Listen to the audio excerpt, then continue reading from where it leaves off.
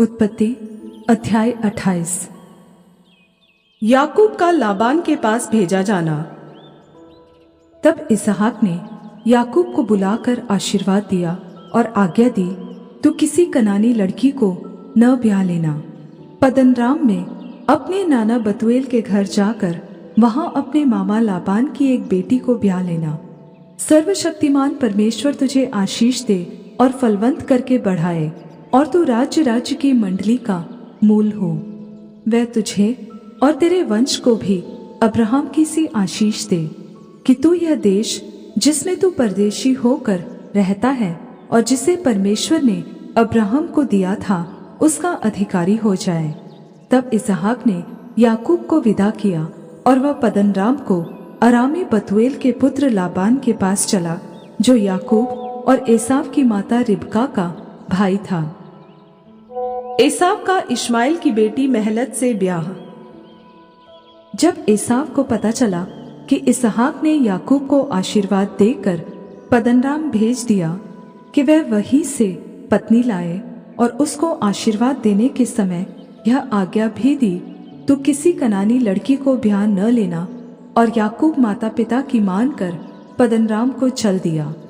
तब एसाव यह सब देखकर और यह भी सोचकर कि कनानी लड़कियां मेरे पिता इसहाक को बुरी लगती हैं, अब्राहम के पुत्र इश्माएल के पास गया और इश्माएल की बेटी महलत को, जो नबायोत की बहन थी, ब्याह कर अपनी पत्नियों में मिला लिया।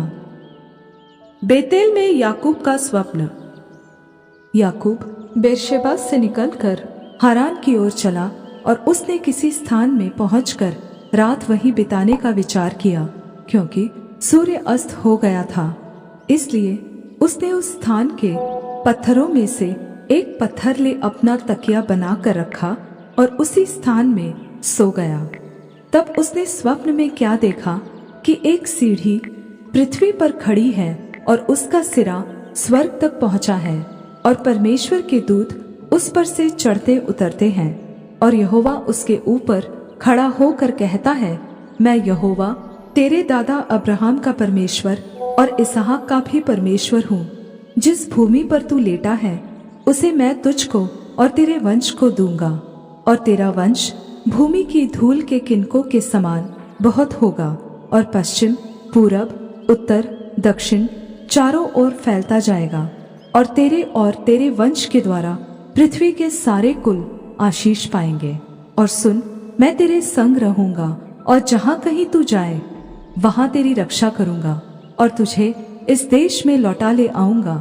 मैं अपने कहे हुए को जब तक पूरा न कर लूं तब तक तुझको न छोड़ूंगा। तब याकूब जाग उठा और कहने लगा, निश्चय इस स्थान में यहोवा है, और मैं इस बात को न जानता था। और भय खाकर उसने कहा, यह स्थान क्या ही भयानक है, यह तो परमेश्वर के भवन को छोड़ और कुछ नहीं हो सकता, वरन यह स्वर्ग का फाटक ही होगा। भोर को याकूब उठा और अपने तकिए का पत्थर लेकर उसका खंभा खड़ा किया और उसके सिरे पर तेल डाल दिया, और उसने उस स्थान का नाम बेतेल रखा, पर उस नगर का नाम पहले लूज था। याकूब ने यह मन्नत मानी, यदि परमेश्वर मेरे संग रहकर इस यात्रा में मेरी रक्षा करे और मुझे खाने के लिए रोटी और पहनने के लिए कपड़ा दे, और मैं अपने पिता के घर में कुशल क्षेम से लौट आऊं, तो यहोवा मेरा परमेश्वर ठहरेगा, और यह पत्थर जिसका मैंने खंभा खड़ा किया है परमेश्वर का भवन ठहरेगा, और जो कुछ तू मुझे दे उसका दशमांश मैं अवश्य ही तुझे दिया करूंगा।